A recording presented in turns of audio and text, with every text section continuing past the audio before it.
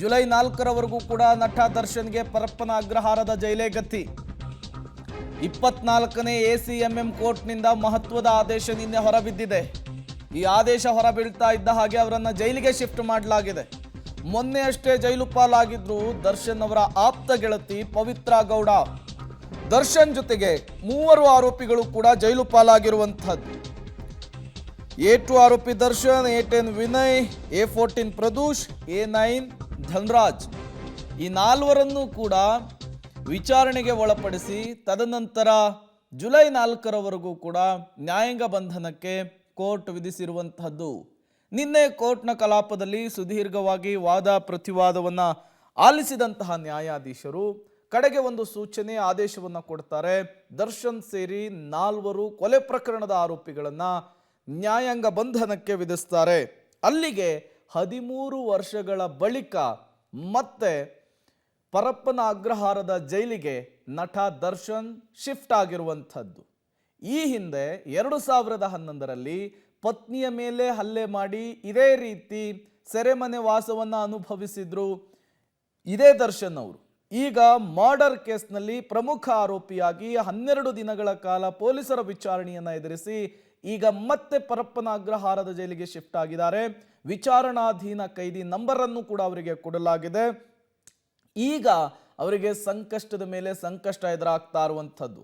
ಒಂದು ಕಡೆ ಅವರು ಬೇಲ್ಗೂ ಕೂಡ ಅಪ್ಲೈ ಮಾಡಬಹುದು, ಮತ್ತೊಂದು ಕಡೆ ಮುಂದಿನ ದಿನಗಳಲ್ಲಿ ಈ ಪ್ರಕರಣದಲ್ಲಿ ಮತ್ತೇನೇನು ಉರುಳಾಗುತ್ತೆ ಅನ್ನುವಂತಹ ಸಹಜವಾದಂತಹ ಆತಂಕ ಅವರನ್ನು ಕಾಡ್ತಾ ಇರುವಂಥದ್ದು.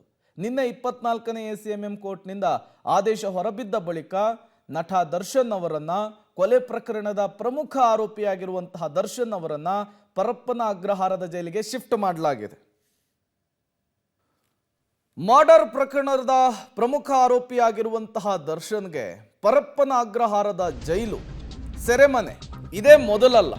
ಈ ಹಿಂದೆ ಪತ್ನಿ ಮೇಲೆ ಹಲ್ಲೆ ಮಾಡಿ ಜೈಲು ಸೇರಿದ್ರು ದರ್ಶನ್.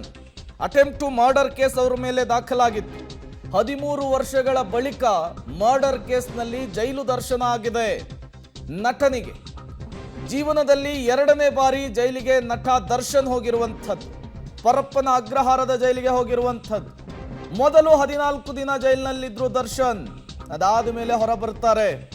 ಅದಾದ ಮೇಲೂ ಕೂಡ ಅವರು ಪಾಠವನ್ನು ಕಲಿಯೋದಿಲ್ಲ.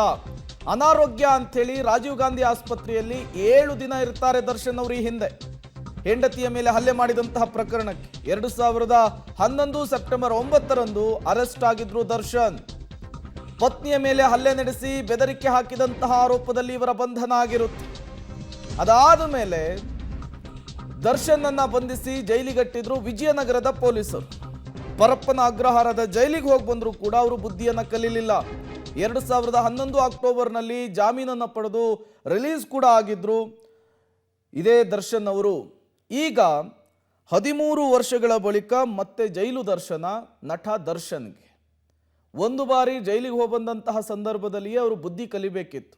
ಜೀವನದಲ್ಲಿ ಮತ್ಯಾವತ್ತೂ ಕೂಡ ತಪ್ಪು ಮಾಡಬಾರ್ದು ಅನ್ನುವಂತಹ ಅಚಲ ನಿರ್ಧಾರವನ್ನು ತೆಗೆದುಕೊಳ್ಬೇಕಿತ್ತು. ಆದರೆ ಜೈಲಿಗೆ ಹೋದು ಬಂದ ನಂತರ ಅವರ ಅಟ್ಟಹಾಸ, ಅವರ ಅಹಮ್ಮು, ಧಿಮಾಕು ಎಲ್ಲವೂ ಕೂಡ ಅವರನ್ನು ಇವತ್ತು ಈ ಜಾಗಕ್ಕೆ ತಂದು ಮತ್ತೆ ನಿಲ್ಲಿಸಿದೆ. ಒಮ್ಮೆ ಜೈಲಿಗೆ ಹೋಗಿ ಬಂದವರು ಮನಪರಿವರ್ತನೆ ಆಗುತ್ತೆ, ಮತ್ತೆ ಅವರು ಈ ರೀತಿಯ ಕೃತ್ಯಗಳಲ್ಲಿ ಭಾಗಿಯಾಗುವಂತಹ ಸಾಧ್ಯತೆ ಕ್ಷೀಣಿಸುತ್ತೆ ಅಂತ ಹೇಳ್ತಾರೆ. ಬಟ್ ದರ್ಶನ್ ವಿಚಾರದಲ್ಲಿ ಹಂಗಾಗಲಿಲ್ಲ. ದರ್ಶನ್ 2011ರ ನಂತರ ಮತ್ತೆ ಜೈಲಿಗೆ ಹೋಗಿ ಬಂದ ನಂತರ ಸಾಲು ಪ್ರಕರಣಗಳು, ಆರೋಪಗಳು ಅವರ ಮೇಲೆ ಕೇಳ್ತಾ ಬರ್ತಾ ಹೋಗುತ್ತೆ. ಹೆಂಡತಿಯ ಮೇಲಿನ ಹಲ್ಲೆಯ ವಿಚಾರದ ನಂತರ ಹಲವು ಪ್ರಕರಣಗಳು, ಜೆಟ್ಲ್ಯಾಗ್ ಪಬ್ನಲ್ಲಿ ಅವರು ಮುಂಜಾನೆಯವರೆಗೂ ಪಾರ್ಟಿ ಮಾಡಿದಂತಹ ವಿಚಾರ, ಅಥವಾ ಈ ಹುಲಿ ಉಗುರಿನ ವಿಚಾರದಲ್ಲಾಗಿರಬಹುದು, ಅಥವಾ ಸಂದೇಶ್ ಫ್ರಿನ್ಸ್ ಹೋಟೆಲ್ನಲ್ಲಿ ಸಪ್ಲೈಯರ್ ಮೇಲೆ ಹಲ್ಲೆ ಮಾಡಿದಂತಹ ವಿಚಾರ ಆಗಿರಬಹುದು, ನಿರ್ಮಾಪಕರ ಜೊತೆಗೆ ಕಿರಿಕ್ ಮಾಡಿಕೊಂಡಂತಹ ವಿಚಾರ ಆಗಿರಬಹುದು. ಅದೆಲ್ಲದರ ಆಚೆಗೆ ಅವರ ಮೇಲೆ ಈಗ ದಾಖಲಾಗಿರುವಂತಹ ಕೇಸ್ ಇದೆಯಲ್ಲ, 302 ಮರ್ಡರ್ ಕೇಸ್, ಪ್ರಮುಖ ಆರೋಪಿ. ಈ ಮರ್ಡರ್ ಕೇಸ್ನ ಸೂತ್ರಧಾರಿ ಮತ್ತು ಪಾತ್ರಧಾರಿ ಎರಡೂ ದರ್ಶನ್ನೇ ಅಂತ ಹೇಳಲಾಗ್ತಾ ಇದೆ.